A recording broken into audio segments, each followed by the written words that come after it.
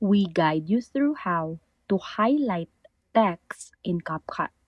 So the first thing you need to do is to open your CapCut and import your video into the timeline, then tap on the clip where you want the text to appear and select text at the bottom menu. Choose Add Text and type your desired caption, then position it properly on the screen.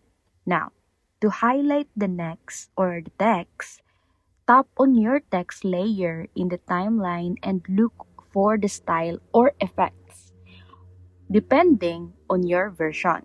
Select a background or highlight style like box, stroke, or glow effect to make your text stand out.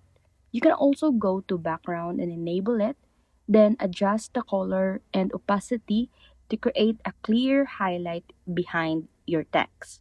If you want more control, use the stroke option to add an outline around the text or the letters for better visibility, and adjust the size, spacing, and timing so it matches your video perfectly. You can also animate the text using in and out animations to make it more engaging.